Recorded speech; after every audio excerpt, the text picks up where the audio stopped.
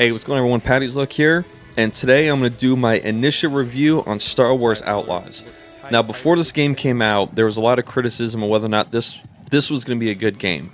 I've come to realize that in the last handful of years, it's become very trendy to talk about how bad a game is before it comes out.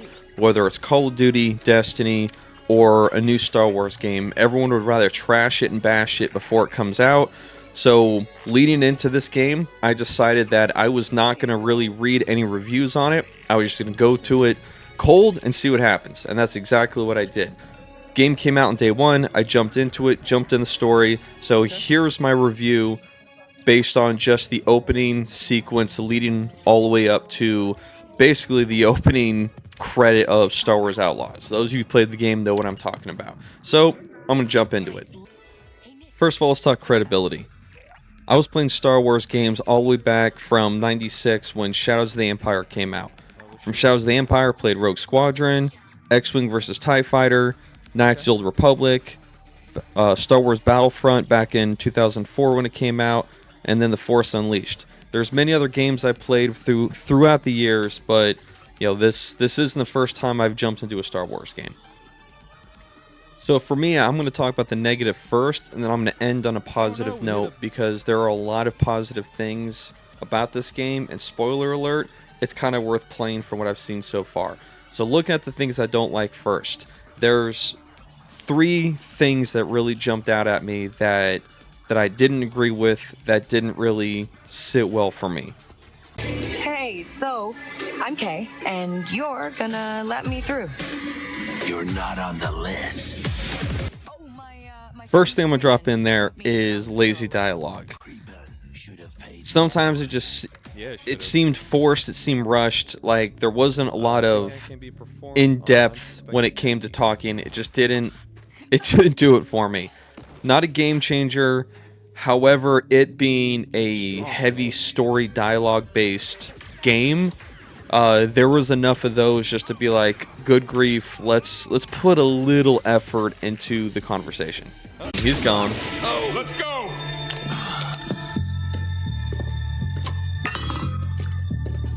But he gets to live.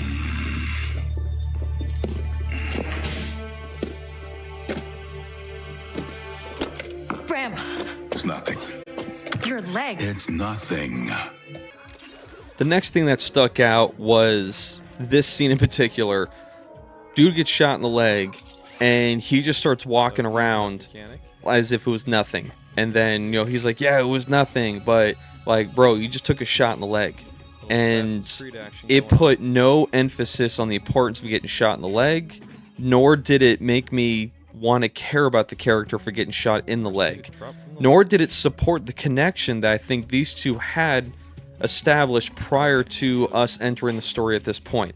It just felt like it was a missed opportunity to show the dynamic between those two, and it just once again felt like weak. It didn't draw me in. It was like, oh, you got zapped in the leg. It's nothing. Flesh wound, barely. I'm just gonna walk it off.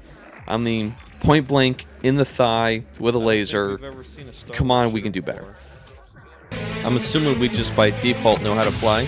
Just like flying a speeder, right, Nex? Of course. The last thing that really jumped out at me actually kind of annoyed me, but it did not take away from the game, but it still annoyed me. Star Wars, in the last handful of TV shows, movies, games, has created this thing to where the characters just magically know something, right?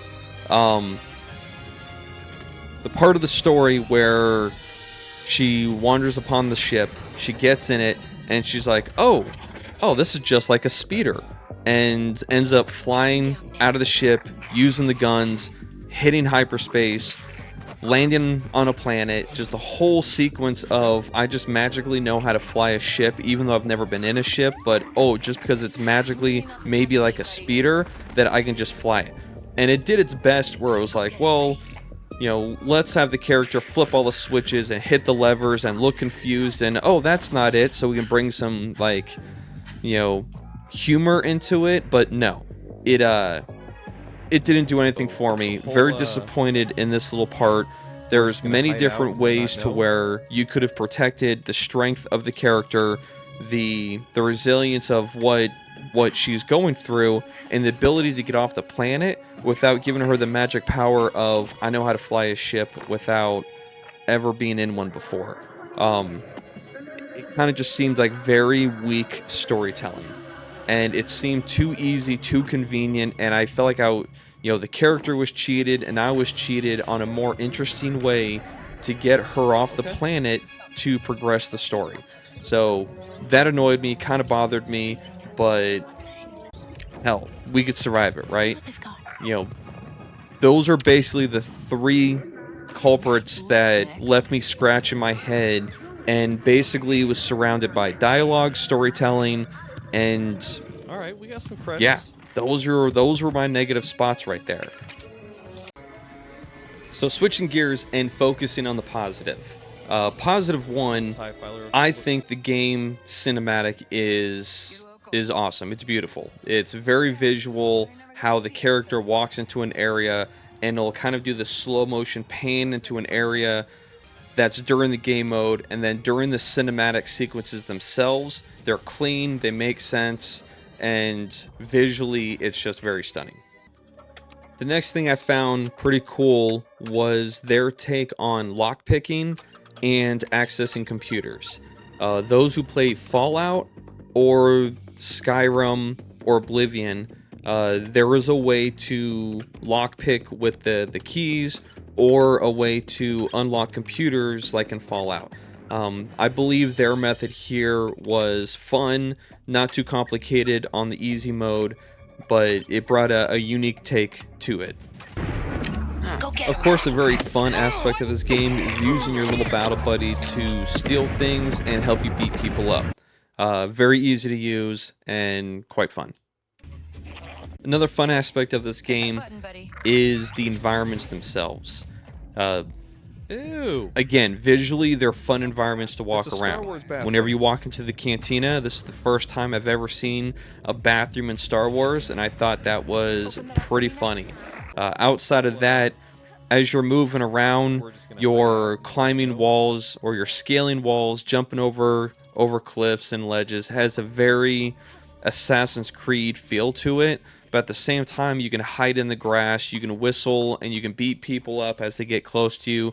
So it has that Splinter Cell aspect of it too. So the environments are a lot of fun to mess around in, and the game gives you a lot of flexibility to play how you want. Now, the last thing I want to throw in there was this little hidden game within the game that I thought was brilliant to stick in there, and I'm really looking forward to finding these other arcade-like machines across the galaxy as we're playing the rest of this game. I get to sit here and play this multiple times, trying to beat my score each time. It's challenging, yet easy to figure out.